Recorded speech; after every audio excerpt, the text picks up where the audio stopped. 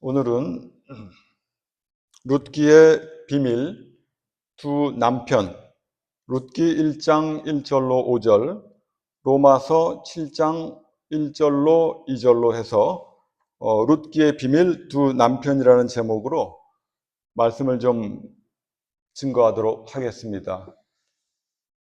제가 이 장로로서 말씀을 증거한 지가 2년이 넘는 것 같아요. 장로가 이렇게 말씀을 증거하는 경우가 흔치 않은 일인데, 교회 형편상 제가 이렇게 말씀을 증거하게 되었습니다.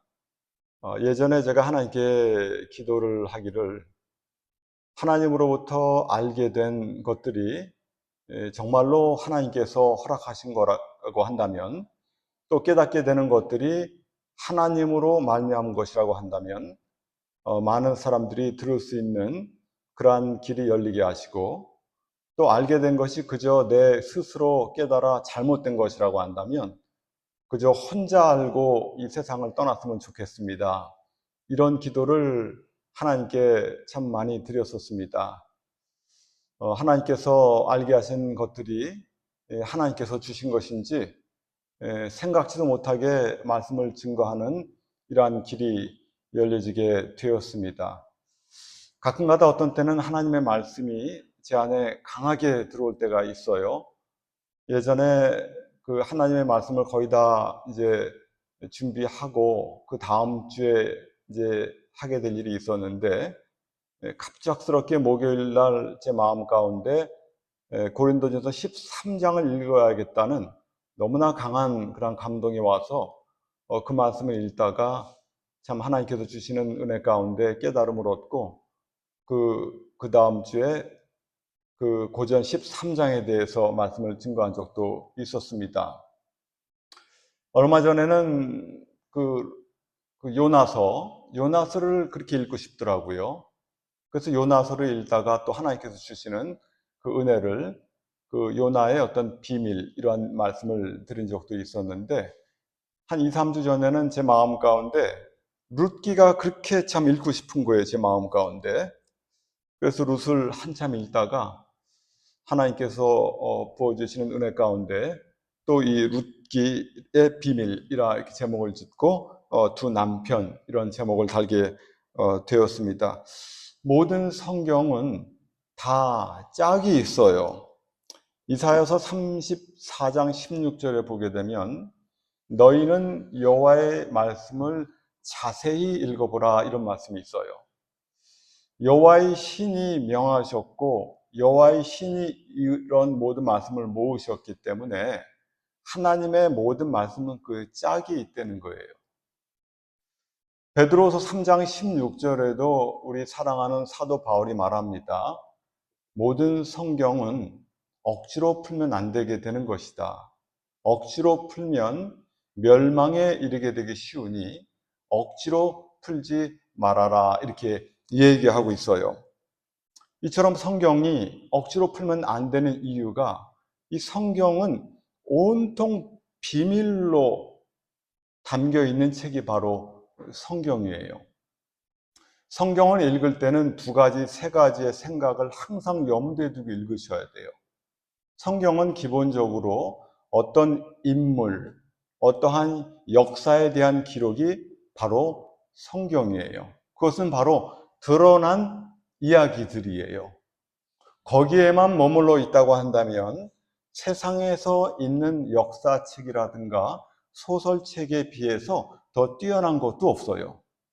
하지만 성경의 모든 인물에 대한 이야기, 성경에 대한 모든 역사 사건에 대한 이야기 안에는 잠겨있는 비밀이 있어요. 영적인 뜻이 있다, 이 말이에요.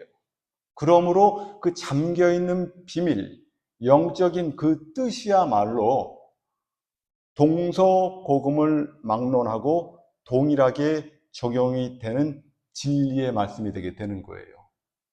아브라함이라든가 이삭이라든가 야곱에 대한 이런 이야기들은 이러한 하나의 어떤 역사로 끝나버린 거지만, 그 안에 잠겨 있는 영적인 이야기들은 오고 오는 시대에 동일하게 역사하는 하나님의 말씀이라 이 말입니다. 우리가 아는 바대로 누가복음 24장 27절에 보게 되면 주님께서 이런 말씀을 하세요. 누가복음 24장에는 예수님께서 나타나셔서 엠마오로 갔다가 엠마오 제자들과 길을 가는데 제자들이 예수님을 몰라보는 거예요. 그래서 예수님께서 한탄하시면서 너희들이 언제까지나 그렇게 마음이 둔하여져서 나인 줄을 몰라보겠느냐 하시면서 모세와 및 선지자의 글, 모든 성경에 당신 자신에 대해서 기록된 모든 것들을 자세히 제자들에게 알려줬다는 거예요. 성경 말씀이 읽으면 그저 드러난 것 정도야 너나 할 것 없이 알 수 있지만 그 안에 있는 이 잠겨있는 뜻이라는 것은 아무나 알 수 없다 이 말이에요. 제가 누누이 말씀을 드렸지만 제 나름대로 하나님께 기도하며 말씀을 읽으며 알게 된 걸 어떤 때 생각해 보면 바요나 시몬아 네가 복이 있도다. 이를 너에게 알게 하신 이는 바로 하나님 아버지시다. 이런 얘기를 한 적이 있죠. 우리 주님께서. 제가 성경을 읽다가 어떤 때는 참 마음에 기쁨이 오면서 승재야 네가 복이 있도다. 이를 너에게 알게 하신 분은 바로 하나님 아버지다. 이런 고백을 제 스스로 할 때도 참 많이 있는 것입니다. 성경을 읽으시면서 이러한 기쁨, 이러한 비밀스러운 모든 것들을 찾아내고자 하는 열망과 찾게 될 때 오는 그 기쁨, 그것은 경험해보지 않은 사람은 모르는 거예요. 그저 남이 한 얘기, 참고서 들여다보고 살짝 아는 그러한 것들은 알아도 시간이 지나면 다 까먹어버려요. 하지만 내가 어떤 성경 하나 알기 위해서 1년을, 2년을, 5년을 생각을 하며 창세기부터 계시록까지 살펴보며 도대체 이 뜻이 무엇일까? 라는 가운데 어느 한날 하나님의 은혜 가운데 알게 되어지게 될 때 오는 그 기쁨. 이것은 경험해보지 않은 사람은 모르는 것입니다. 제가 지난 시간에 드렸던 말씀이 뭐가 있습니까? 요나의 비밀, 세 가지로 말씀을 드린 적이 있어요. 요나서를 백날 만날 읽어도 그 비밀을 모르면 요나서를 통해서 하나님께서 우리에게 알리고자 하는 것을 다 모르는 거예요. 요나의 비밀이 뭡니까? 복습해보면 요나의 죽음. 물고기에서 나오는 건 뭐예요? 요나의 부활. 그리고 니느웨에 가가지고 복음을 증거한다는 것은 세상 땅끝까지 가서 복음을 증거한다는 것. 거기에서 하필 박넝쿨이 나왔는데 박넝쿨이 의미하는 것은 바로 니느웨라는 것. 이러한 모든 것들이 잠겨 있다 이 말이에요. 그 드러난 글 안에 속에 비밀로 잠겨 있기 때문에 하나님께서 열어주기 전에는 엠마오 제자들이 예수님과 더불어 동행하면서도 예수님인 줄 몰라본 것처럼 아무리 그 성경을 읽고 들어도 주님께서 열어주지 않으면 알 수 없다 이 말입니다. 아브라함이 왜 하필 아들 하나만 낳았을까요? 하나님께서 아브라함에게 약속하시고 축복을 하시기를 너로 말미암아 하늘의 별과 같이 땅의 모래와 같은 자손을 줄 것이다 약속하셨는데 딸랑 애를 하나밖에 안 줬어요. 그것도 예수님이 한 분이고 그분으로 말미암아 온 세상이 구원 얻을 거라는 어떠한 증표로서 아브라함한테는 한 명의 아들만 주었다는 것. 그나마 그 한 명도 경수가 다 끊어져 가지고 인간의 수단과 방법으로 낳을 수가 없었지만 하나님의 기적적인 역사하심으로 말미암아 이삭이 태어났어요. 왜 그래요? 장차 동정녀 마리아를 통해서 인간적으로 불가능한 예수가 탄생함으로 말미암아 만 인류를 구원할 것에 대한 예표 예증으로서 아브라함에게 그런 역사가 있던 것입니다. 창세기 17장 24, 5절에도 보게 되면 할례를 받을 때 아브라함의 나이가 99세래요. 그때 이스마엘의 나이가 13세. 할 일 없이 그런 것을 기록한 게 아니에요, 성경이. 성경이 그 나이를 기록한 거에는 하나님께서 우리에게 알리고자 하는 비밀이 있다 이 말이에요. 아 그래 아브라함이 할례 받을 때 99세였어. 이스마엘은 13세야. 이렇게 지나갈 게 아니라 이 말이에요. 하필 창세기 21장에 보게 되면 이삭이 젖을 뗄 때 큰 잔치를 벌리게 될 때 이스마엘이 그 이삭을 희롱하다가 쫓겨났어요. 그때 이스마엘의 나이가 약 15세 가량으로 추측이 됩니다. 그러면 15세, 이스마엘의 나이가 15세가 되어지게 될 때 쫓겨남을 당했어요. 이걸 통해서 우리 하나님께서 우리에게 알리고자 하는 비밀은 율법이라는 것이 모세를 통해서 이 세상에 온 다음에 이삭이 예표하는 그 예수님이 오실 때까지의 기간이 1500년이라는 것을 우리에게 창세기의 아브라함과 또 이스마엘과 이삭의 기록을 통해서 우리에게 비밀로 알려주고 있는 것입니다. 이러한 식으로 성경은 잔뜩 비밀로 잠겨 있기 때문에 성경을 읽을 때를 항상 명심해야 돼요. 이 말씀을 통해서 주님께서 나에게, 우리에게 알려주고자 하는 비밀이 무엇인가? 그 비밀은 바로 예수 그리스도 복음. 신구약간의 모든 것은 예수 그리스도 복음을 우리에게 말하고 있는 것이고, 그것을 깨달음을 얻었다고 한다면 그 말씀을 우리의 삶에 적용하기를 원하시고 바라는 것이며, 그 깨달음이 있게 되어지게 된즉 그 깨달음을 따라서 우리 힘, 우리 재주가 아니라 그 말씀의 능력의 힘을 받아서 그 말씀대로 살아갈 수 있는 사람이 된다 이 말이에요. 그러면 왜 우리 하나님께서, 우리 주님께서 이것을 비밀로 혹은 비유로 말씀하시는가? 마태복음 13장의 10절에 예수님의 제자들이 여쭤봤어요. 예수님, 왜 비유로, 비밀로 이 얘기를 말씀하십니까? 그때 예수님께서 마태복음 13장 11절 15절 제가 한번 찾아 읽어드릴게요. 답을 말씀해 주세요. 13장 11절 15절을 읽어보게 되면, 천국의 비밀을 아는 것이 너에게는 허락되었지만 저희에게는 아니 되었나니 무릇 있는 자는 받아 넉넉하게 되되 무릇 없는 자는 있는 것도 빼앗기게 될 것이다. 그러므로 내가 저희에게 비유 곧 비밀로 말하기는 저희가 보아도 보지 못하며 들어도 듣지 못하며 깨닫지 못함이니라. 이사야의 예언이 저희에게 이루었느니라.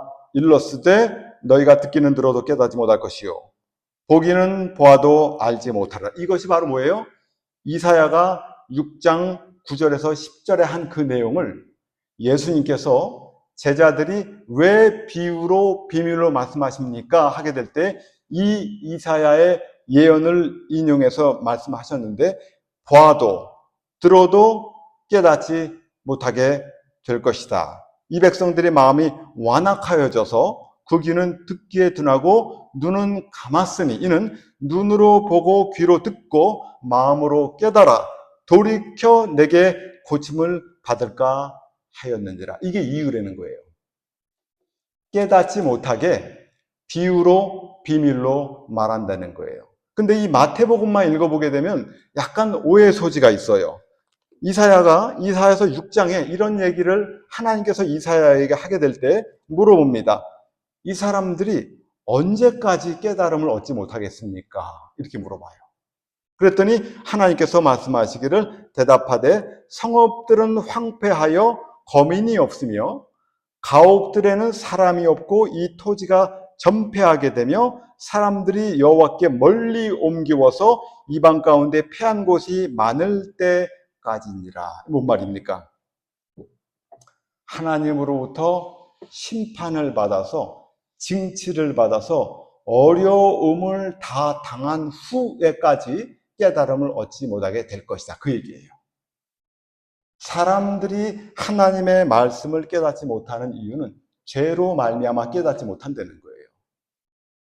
아담과 하와가 죄를 짓게 될 때 쫓아내버리고 하시는 말씀이 이들이 손을 뻗쳐 생명나무를 먹을까 하노니 이들을 쫓아내고 두루도는 화영광과 불칼을 넣어서 생명길로 가는 생명나무의 길을 막아버린 거예요.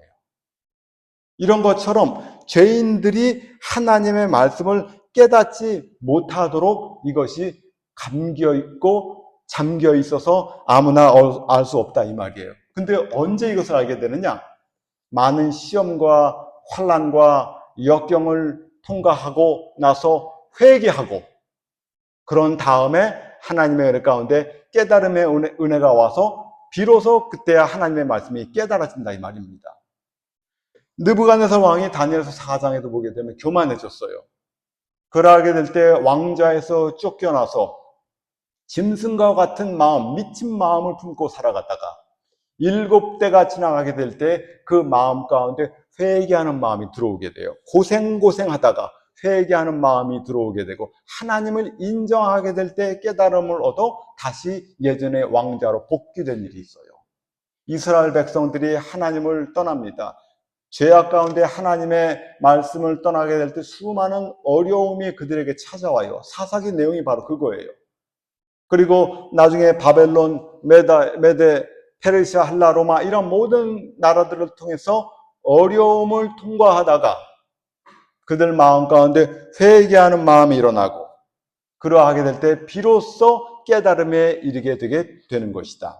이스라엘 백성이 언젠가 아직까지도 이스라엘 백성은 하나님을 우리 예수님을 하나님으로 인정하지 않고 있어요.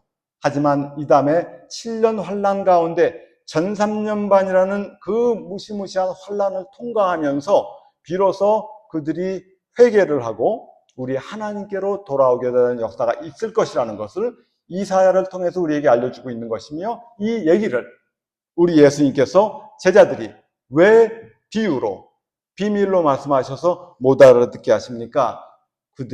너희들이 죄 가운데 빠져 있기 때문에 징치를 받아 회개하기 전까지는 깨달을 수 없게 되게 되는 것이다. 이런 얘기를 하고 있는 거예요.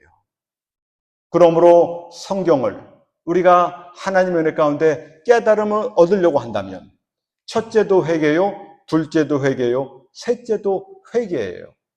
회개하는 마음으로 간절한 마음으로 성경을 들여다보고 하게 될 때 그때야만이 비로소 성경에 감춰있던 모든 비밀들이 우리에게 드러나게 되게 되는 것입니다. 성경 창세기부터 계시록까지 그런 마음으로 읽으셔야 되는 거예요. 오늘 이 룻기도 보게 되면 이 룻기는 정말 백날 만날 읽어도 그게 뭔 말인지 알 수가 없어요. 알 수가 없게 숨겨놨어요. 하나님께서 얼마나 교묘하게 이거를 숨겨놨는지 수많은 사람들이 룻기를 읽기도 하고 듣기도 하고 전하기도 하고 쓰기도 했지만 제가 여태까지 그 비밀을 여태까지 이렇게 말한 사람, 써놓은 사람 찾아본 유래가 없어요. 이마만큼 쉬운 것 같아도 어려워요. 룻기는 쉽죠. 읽어보면 유대 땅 베들레헴에서 흉년을 만나 모압 땅으로 피했다. 한 가정이 엘리멜렉과 나오미와 말론과 기럧 4명이죠. 흉년을 만나 모압으로 피했다. 그래서 사람들은 드러난 그 내용만 갖고 얘기를 하는 거예요. 그 유대 땅 베들레헴이야말로 축복의 땅이 아니겠는가. 아무리 힘들고 어려워도 그 땅 그곳을 떠나서 모압으로 가면 되겠는가. 안 될 일을 했다. 이제 그렇게 사람들은 말하고 있는 거예요. 안 갈 곳을 갔다. 있어야 할 곳을 떠나서 하나님께 기도도 제대로 안 하고 모압 땅으로 갔다. 그러고 났더니 남편도 죽고 두 아들도 다 죽었다. 하나님의 명령을 불순종하고 자기 멋대로 살아가다 다 죽었다. 그렇게 얘기를 해요. 다. 뭐 100이면 100 다 그렇게 얘기를 합니다. 기도를 안 했어. 약속의 축복의 땅을 버리고 그래 모압 땅으로 간단 말이야. 간 것도 모자라 모압 사람들을 며느리로 얻었어. 하나님의 말씀을 떠난 게 이만저만이 아니구만. 그래서 그렇게 어려움을 당한 저주를 받은 거야. 이렇게 얘기를 해요. 그러다가 이들이 다시 이제 베들레헴으로 돌아오게 됩니다. 그런 가운데 이 룻은 나오미의 어떤 주선으로 말미암아 보아스를 만나게 되죠. 보아스는 바로 예수를 상징하는 거다, 예표하는 거다. 이것은 다 맞췄어요. 보아스가 의미하는 것은 바로 예수다. 여기까지 좋아요. 하지만 보아스가 의미하는 것이 예수라고 하는 그 얘기는 룻기의 한 축이에요. 한 기둥이에요. 또 다른 기둥이 하나가 있는데 이 기둥을 얘기하는 사람이 없는 거예요. 오늘 드린 이 룻기의 비밀을 통해서 룻을 통한 하나님의 그 메시지를 우리가 정확히 알고 우리의 삶 가운데 적용함으로 말미암아 하나님의 놀라운 은혜가 있게 되기를 원하는 것입니다. 자, 그러면 보세요. 이 룻기의 비밀을 푸는 그 단서는 그 이름에 있어요. 이름. 룻의 등장인물은 7명이 나옵니다. 7명. 7명의 이름 안에 룻을 풀 수 있는 단서가 있기 때문에 룻기를 그냥 읽어가지고는 그 답이 나오질 않아요. 그러고 여기에 나온 그 이름을 가지고 왜 이름을 이렇게 했을까라고 생각과 묵상과 기도를 하는 가운데 이 룻기와 딱 맞는 하나님의 말씀의 짝을 찾아야 되는데 그 짝이 바로 로마서 7장 1절에서 2절이에요. 로마서 7장 1절과 2절에는 남편 살아생전에 딴 데로 가면 안 되는 거예요. 남편이 죽어야 그 남편의 법으로부터 자유로움을 얻는다는 거예요. 그러면 크게 룻기를 바라보게 될 때, 룻기만이 아니에요. 모든 만물, 모든 것을 바라보게 될 때 이런 얘기를 하죠. 우리가 코끼리를 본다 그러면 코끼리를 전면을 본 다음에 그런 다음에 코끼리의 다리를 보고 이게 다리다 뭐다 해야지 전체적인 것을 안 보고 다리만 붙잡고 가까이 가서 다리만 붙잡고 쳐다보고 있으면 이것이 다리인지 기둥인지 알 수가 없는 거예요. 이런 것처럼 룻기도 전체적인 것을 파악하지 못하고 그저 세세한 것만 바라보다 보면 룻기의 어떤 나오미의 가정의 잘못한 내용이라든가 나오미와 룻과의 시어머니와 며느리와의 관계에 대한 얘기에 집중하기 쉽고 잘못된 어떤 삼천포로 빠지기가 쉬운 거예요. 이 룻기는 우리에게 알려주기를 룻기 1장 1절에 유다 베들레헴에 이게 말이 벌써 심상치가 않아요. 유다 베들레헴에 한 사람이 있대요. 유다 베들레헴 하면 생각나시죠? 유다 땅 베들레헴아 너는 유대 고을 중에 가장 작지 아니하도다. 내게서 한 다스리는 자가 나와서 내 백성 이스라엘의 목자가 되게 될 것이다. 기억하시죠? 마태복음 2장에 이 말씀이 연상이 되는 거예요. 그러면 유다 땅 베들레헴에 있던 한 사람 한 가정이 어디로 갔어요? 모압으로 갔어요. 모압은 이방, 하나님께서 싫어하시는 이방을 대표로 말한 것입니다. 모압과 암몬은 물론 롯의 두 딸인데 그런 거 다 생략하고 복음의 출발은 유대 땅 베들레헴이에요. 예수님께서 그 땅에서 태어나셨어요. 그 땅에 태어나신 그 예수님의 복음의 역사가 사도시대 때를 걸쳐서 온 이방으로 그 복음이 퍼져나가게 됐어요. 근데 이 복음이 퍼져나가는 이 과정 속에서 복음이 편해가지고 간 적은 한 번도 없어요. 복음이 들어오게 되면 핍박이 일어나게 돼요. 그러면 이 복음이라는 것이 핍박이 수반되기 때문에 핍박을 피해서 도망가다가 온 세상을 한 바퀴 다 돌다가 다시 어디로 가요? 유대 땅으로 들어가는 거예요. 사도 바울이 딴 거 한 게 아니에요. 계속 도망만 다니는 거예요. 계속. 핍박이 있으니까.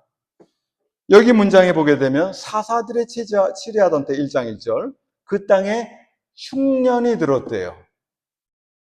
그래서 유다 베들레헴에 한 사람이 있는데 이 사람이 흉년을 피해서 어디로 가요? 모압 지방으로 간 거예요.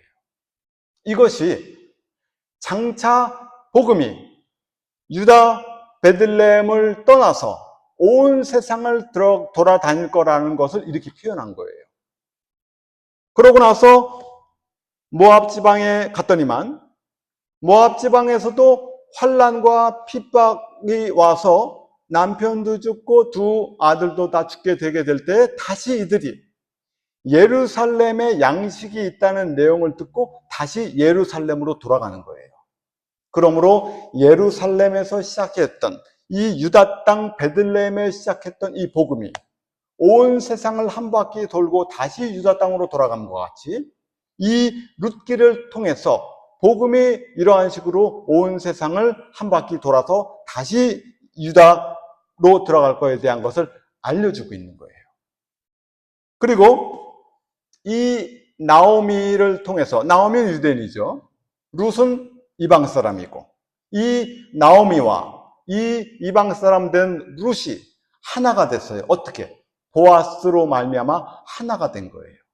에베소서에 보게 되면 예수 그리스도로 말미암아 이방인과 또 유대인이 하나가 되고 하나님과 우리가 하나가 되게 되는 것이다. 이것이 에베소서에 잔뜩 담겨 있어요. 이러한 것을 우리에게 이 내용을 통해서 이 가정에 어떤 그 유다 땅 베들레헴을 떠나 모압에 갔다가 모압에서 어려움을 당해서 다시 돌아가는 이 장면을 통해서 복음이 앞으로 이 온 세상에 확장되어지게 될 때 어떠한 식으로 확장되어지게 되는 것인가를 우리에게 희미하게나마 알려주고 있다 이 말입니다. 자, 그러면 오늘 제가 이거 적어드린 대로 7명에 대한 등장인물에 대한 이름의 뜻을 제가 적어놨어요.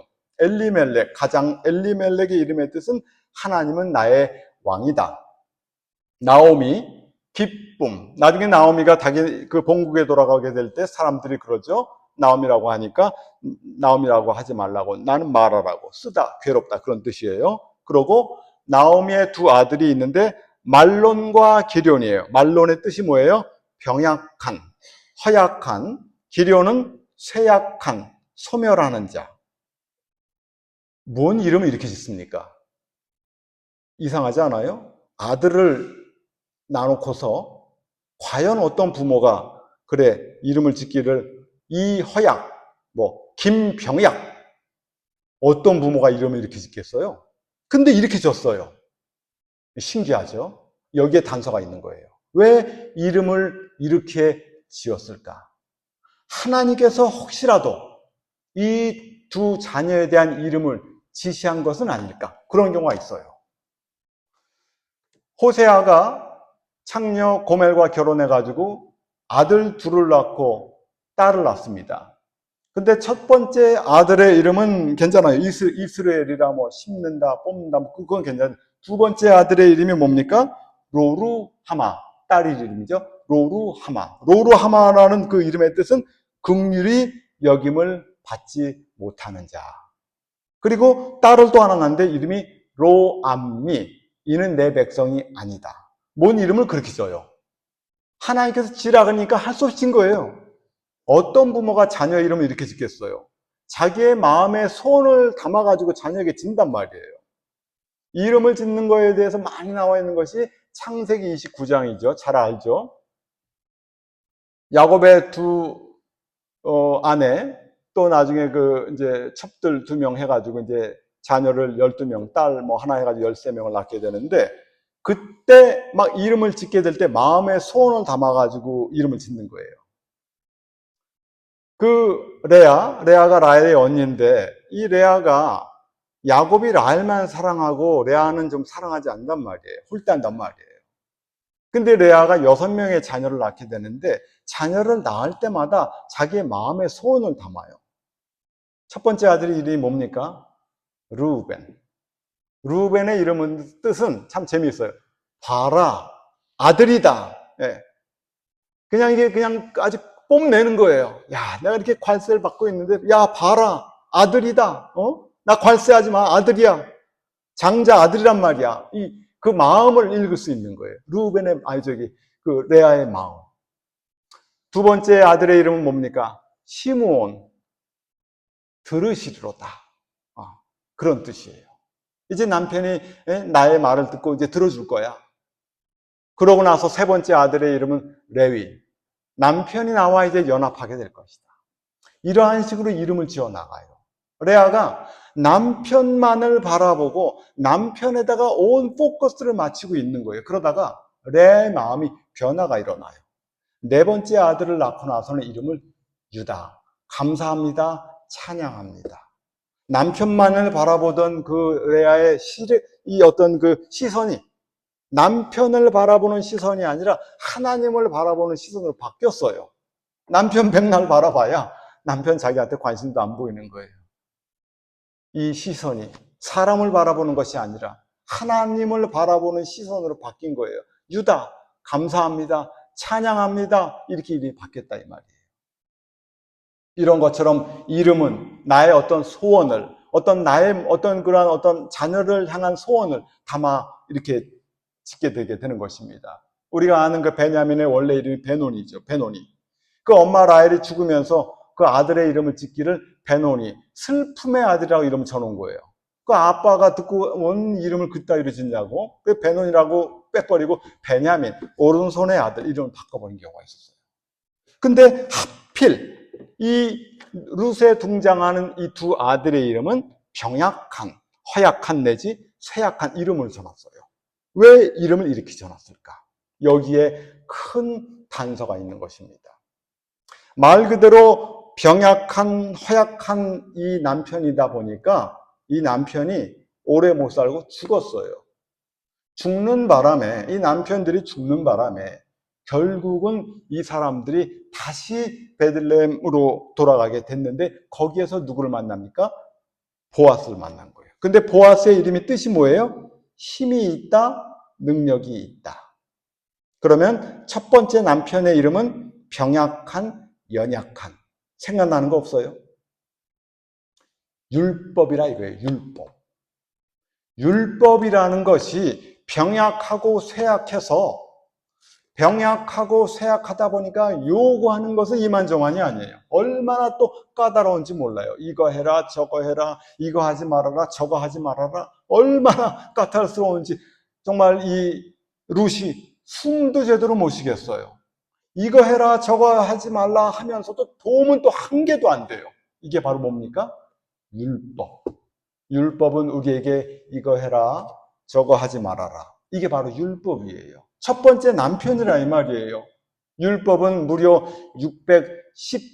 613가지의 율법이 있습니다. 이 중에서 하지 말라는 것이 365가지예요. 하라는 것이 248가지예요. 얼마나 까다롭게 우리를 괴롭히고 있는지. 뭐 하라, 하지 말라 하면서 조금이라도 도움이 되면 얼마나 좋아요. 사두개인 바리새인들이 정말 사람들에게 짐을 옮겨놓고 손가락 하나 까닥 도와주지 않는다는 것처럼 율법이라는 것이 우리들로 하여금 이렇게 피곤하게 만드는 거란 말이에요. 하지만 이 남편이 죽게 될 때 비로소 이 룻이 나중에 보아스를 만나게 됩니다. 보아스를 만났더니 어떻게 돼요? 보아스는 힘이 있고 능력이 있는 거예요. 룻의 팔자가 완전히 바뀌어버린 거예요. 이것을 이 이야기를 통해서 우리 하나님께서 우리에게 알려주려고 하는 그 가장 중요한 포인트는 그럼 무엇이냐? 율법주의와 복음주의. 이걸 가르쳐주는 거예요. 그러므로 룻기를 백날 만날 읽어도 그것을 발견하지 못했다고 한다면 그냥 수박 겉만 핥아버린 것이지 수박이 어떠한 것인지를 모르는 거예요. 룻은 우리에게 알려주는 게 뭡니까? 복음주의가 무엇이냐? 율법주의가 무엇이냐? 이걸 알려주는 거예요. 우리가 이 율법주의라고 하게 될 때 예수님께서 이 땅에 오셔가지고 산상수훈을 통해서 율법주의를 타파하고 복음주의로 온 인생을 인도하려고 했어요. 마태복음 5장 20절에 보게 되면 너희의 의가 서기관과 바리새인보다 더 낫지 못하면 결단코 천국에 들어갈 수 없다. 이 얘기를 하니까 그러고 나서 예를 들기를 살인, 간음, 맹세, 보복, 원수사랑 5가지 예를 들었어요. 한 가지 예를 들어봅니다. 구약에 살인하지 말라 하였거니와 나는 너에게 말하노니 형제에게 화만 내도 살인한다는 거예요. 이것이 바로 뭡니까? 주님께서 말하시는 바리새인 서기관보다 더 나은 의라는 거예요. 바리새인과 서기관의 그 의는 어떤 의입니까? 그러면 율법의 의예요. 그러면 주님께서 말씀하시는 그 의는 우리 재주로 할 수가 없는 의예요. 그래서 마태복음 6장에 주님께서 말씀하시기를 너희는 먼저 그의 나라와 그의 의를 구하라. 그리하면 모든 것을 너희에게 더하실 것이다. 이 말은 하나님을 바라보고 하나님을 의지하면 이러한 모든 것들이 너희에게 다 이루어지게 되게 될 것이다. 이 얘기를 하고 있는 거예요. 우리 예수님께서 산상수훈 말씀하신 그 내용이 딴 게 아니고 다 뭐 복잡한 것 같아도 율법주의를 버리고 복음주의로 나와라, 이런 걸 얘기하고 있는 거예요. 그러면 중요한 얘기를 한 가지 드립니다. 율법주의와 복음주의를 가장 정확하게 명확하게 나눌 수 있는 것이 무엇일까? 예전에 예수님 당시 혹은 사도 바울 당시에는 어떻게 보면 율법주의라 하면 굉장히 단순했어요. 그저 뭐 먹는 거를 뭐 삼가한다든가 혹은 뭐 할례를 뭐 받으라고 한다든가 뭐 안식일을 지키라고 한다든가 이런 걸 주장하면 율법주의예요.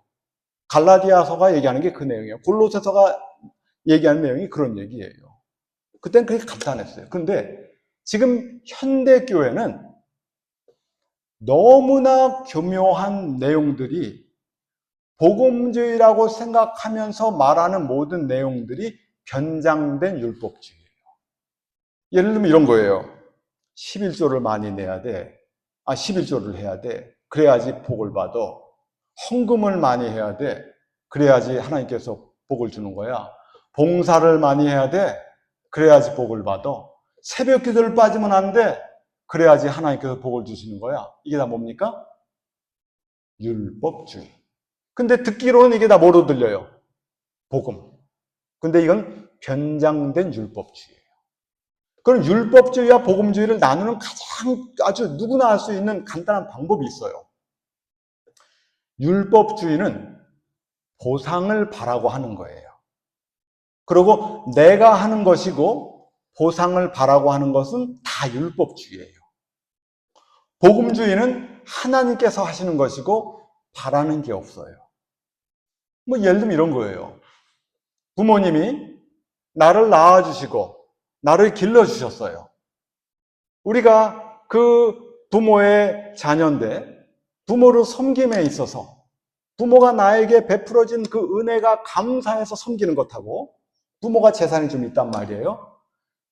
명절에 찾아가서 뭐 좀 해드리고 가서 안마도 좀 해드리면서 마음속으로 내가 이렇게 하면 나한테 좀 더 많은 유산이 올 거야. 이게 올바른 마음이 아니겠죠. 그 마음 가운데 나를 낳아주시고 나를 길러주신 것만으로도 감사하다. 이 은혜 어찌 내가 보답하리요 하면서 하는 것이 뭐예요? 복음주의. 하나님께서 예수님께서 우리를 위해서 십자가에 달려 돌아가셨어요. 내가 그 지옥 형벌을 받아야 마땅한데 내 대신 죽어주셨어요. 이 은혜에 감격하여 그 하나님을 사랑하는 것, 이게 뭡니까? 복음주의. 뭘 바라겠어요? 내가 헌금을 많이 해? 내가 봉사를 많이 해? 왜? 내가 뭐 하나님께 받을 뭐 떡을 얻어먹으려고? 그게 율법주의예요. 아무것도 바라지 말고 그저 받은 은혜에 감사하고 그 하나님을 사랑하여 새벽 기도도 하고 뭐 11조도 하고 헌금도 하고 봉사도 하고 모든 것들이 그러한 것이 바로 뭡니까? 복음주의예요. 이거를 갖다 놓고 보게 되면 거의 많은 교회 교인들이 다 율법주의 생활을 하면서도 자기네들은 복음주의에 있다라고 생각할 거예요. 명심하시기 바랍니다. 율법주의에 속한 사람들은 구원을 받을 수가 없습니다. 복음주의에 속한 사람이어야 되는 거예요. 이 복음주의를 가장 정확하게 설명한 구절이 룻기 3장 18절입니다. 한번 찾아 읽어볼까요? 룻기 3장 18절. 제가 좀 더 하겠습니다. 자, 룻기, 이거 아주 중요해요. 자, 룻기 3장 18절에 보세요. 이에 시모가 가로되 내 딸아 이 사건이 어떻게 되는 것을 알기까지 가만히 앉아 있으라. 그 사람이 오늘날 이 일을 성취하기 전에는 쉬지 아니하리라. 이것이 룻기의 가장 중요한 요절입니다. 이거 뭐 출처나도 될 거예요. 이게 바로 뭡니까? 복음주의. 복음주의. 율법주의는 내가 하는 겁니다. 복음주의는 하나님께서 하시는 거예요. 출애굽기 14장 13절 14절에 말합니다. 홍해가에 서 있는 이스라엘 백성들에게 하나님의 지시가 왔습니다. 너희는 두려워 말고 가만히 서서 여호와께서 오늘날 너희를 위하여 행하시는 구원을 보라. 어떻게 나와 있어요? 가만히 있으래요. 가만히 서서 여호와께서 너희를 위하여 싸우시리니 너희는 가만히 있을지니라. 두 번이 나와요. 가만히 있어라. 나대지 마라. 네가 뭘 할 수 있겠느냐? 나대지 마. 가만히 있어. 그냥 구경만 해. 그런 거예요. 이걸 아는 다윗은 시편 131편에 말합니다. 나는 어머니 품속에 있는 갓난 아기와 같습니다. 나는 크고 귀한 일을 힘쓰지 않겠습니다. 이 고백을 하고 있다. 이 말입니다. 감옥에 있는 요셉이 뭘 할 수 있겠어요? 할 수 있는 거 아무것도 없어요. 하나님의 구원을 기다릴 수밖에 없어요. 하나님의 역사가 그에게 나타난 것입니다. 홍해가에 있는 사람들이 작전을 썼습니까? 배를 만들었습니까? 댐을 만들었습니까? 아무것도 안 했어요. 가만히 서서 여호와의 구원을 봤다 이 말입니다. 여리고성이 어떻게 무너졌어요? 작전을 썼어요? 대포를 쐈어요? 폭탄을 던졌어요? 아니요. 그저 하나님의 명령 지시를 따랐더니 손 안 대고 그냥 무너져 버렸어요. 몇 바퀴를 돌았어요? 13바퀴를 돌았어요. 6일 동안 한 바퀴 돌다가 7째 날 7바퀴 돌았어요. 13바퀴를 돌았더니만 그냥 무너졌어요. 이게 바로 뭡니까? 복음주의. 아이성은 어떻게 됐어요? 아이성은 보니까 만만하거든요. 많이 보낼 것도 없어. 내가 할 수 있을 것 같아. 우리가 할 수 있을 것 같아. 하나님 필요 없어. 쫄딱 망했어요. 아이성이 여리고성에 대한 기록이 왜 있습니까? 아이성에 대한 기록이 왜 있습니까? 비밀로 우리에게 알려주는 거예요. 여리고성이 무너지는 것은 바로 복음이다. 아이성이 못 무너진 것은 바로 무엇이냐? 율법주의. 네 힘, 네 재주를 의지하니까 그게 된더냐? 안 되지 않더냐? 너희들의 인생을 살아가게 될 때 네 힘, 네 재주로 살아온 모든 것들을 한번 살펴봐라. 된 게 뭐가 있느냐? 하지만 하나님의 은혜 가운데 살아온 모든 것들을 한번 바라보고 세워봐라. 안 된 것 같지만 다 되지 않았느냐. 이것이 바로 복음주의. 이것이 바로 율법주의라 이 말이에요. 우리에게 룻기를 통해서 하나님께서 알리고자 하는 것은 바로 다시 말씀드립니다. 율법주의에서 떠나서 복음주의로 가라는 것을 우리에게 알려주고 있는 것입니다. 역사를 나눠봅니다. 역사는 영원한 시대가 있었어요. 죄악이 들어오기 전에 무죄 시대가 있었고, 죄악 시대가 있고, 다시 영원한 시대로 가게 됩니다. 죄악 시대를 나눠봅니다. 죄악 시대는 양심 시대라는 것이 있었어요. 2500년 동안 양심 시대를 지나서 율법 시대가 있었어요. 모세가 율법을 받았죠? 몇 년 동안? 1500년이라고 말씀을 드렸죠? 아까 이스마엘이 15살 될 때 쫓겨난 것처럼 율법 시대는 1500년이라는 시간이 있었습니다. 복음 시대는 몇 년입니까? 2000년 플러스. 우리는 복음 시대를 살아가고 있어요. 역사를 나눠보게 되면 이처럼 영심 시대, 율법 시대, 복음 시대가 있다고 하지만 이것은 역사에만 머물러 있는 것이 아니라 우리 개개인에게 적용이 되는 거예요. 우리가 양심으로 살 때가 있었어요. 하나님 만나기 전에. 교회에 나왔지만 이거 하라, 저거 하지 말아라, 뭐 이래라, 저래라, 헌금 많이 내라, 작정 헌금해라, 뭐 해라. 이게 뭡니까? 율법 시대를 교회 안에서 살아가고 있는 거예요. 하지만 진정한 하나님의 은혜를 받게 되어지게 된지 하나님께서 모든 것 다 알아서 하세요. 이거 바로 뭐예요? 복음 시대. 교회 나온다가 다 구원에 받는 게 아니에요. 교회 나와서 이런 알지 못하는 수많은 사람들이 복음을 가장한 율법을 전하게 될 때 우리는 그 율법에 묶여있는 생활을 하고 있단 말이에요. 모든 교회가 그런 식으로 생활하고 있습니다. 그것이 하나님 잘 믿는 줄 알고 있는 거예요. 그것은 바로 뭡니까?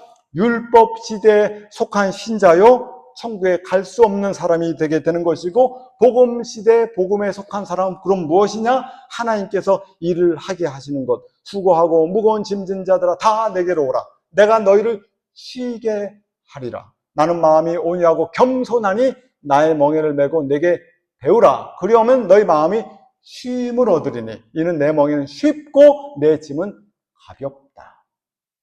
내 힘, 너희들 힘 재주로 하지 마. 그저 멍에 나한테만 메고 내가 오른쪽으로 가면 오른쪽으로 가. 왼쪽으로 가라 그러면 왼쪽으로 가. 네가 뭘 한다고 네 재주로 간단 말이냐. 구름기둥, 불기둥에 가만히 서 있으면 가만히 있어. 구름기둥, 불기둥이 움직이면 따라가란 말이야. 기도를 해서 하나님의 지시를 받고 하란 말이야. 이게 바로 뭐예요? 복음주의예요. 사람들이 이런 얘기를 하면 오해할 수가 있어요. 아, 그래. 편안해. 난 아무것도 할 게 없어. 그저 뭐 하나님도 알아서 하시겠네. 그런 것도 아니에요. 세상의 억압에 반대는 자유입니다. 하지만 자유를 잘못 오해해서 생활하게 되면 방종이 되는 거예요. 복음주의 내가 할 것 아무것도 없어. 그냥 다 하나님께서 알아서 하실 테니까 망고항상 놀자 이게 아니에요. 내가 정말 복음주의에 속해서 하나님을 사랑해서 하는 그 역사는 율법주의에 아무리 열심히 내는 사람보다 더 큰 역사가 일어난다 이 말이에요. 내가 좋아서 성경 읽는 거랑 이거 안 읽으면 안 돼 하는 사람하고 이게 차이가 있지 않겠어요?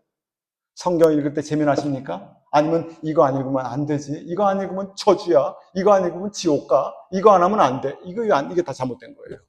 하나님을 사랑하는 마음으로 모든 것을 하시기 바랍니다. 그것이 바로 천국이라 이 말이에요. 결론을 맺겠습니다. 우리가 하나님의 나라에 가는 것은 우리 재주로 하는 게 아니에요. 너희는 가만히 있어서 그 사람이 오늘날 이 일을 성취하기 전에는 쉬지 아니할 것이다. 이 구원을 이 보아스가 일을 하게 될 때 룻한테 야 이것 좀 해 저것 좀 해 부탁한 적 없어요. 보아스가 다 알아서 했어요. 이런 것처럼 구원의 역사는 하나님께서 하시는 것이니까 우리는 그죠? 그 하나님의 어떤 역사를 뒤에서 따라가시면 되는 겁니다. 이걸 명심하셔서 성경을 읽으셔도 어떻게 읽어요? 기쁜 마음으로, 즐거운 마음으로, 사랑하는 마음으로, 봉사하며 모든 것들을 다 그렇게 하시기 바랍니다. 기도하고 마치겠습니다. 편장된 율법주의가 교회 안에 들어와서 잘못된 열심으로 말미암아 사람들을 사탄마귀가 지옥으로 보내고 있습니다.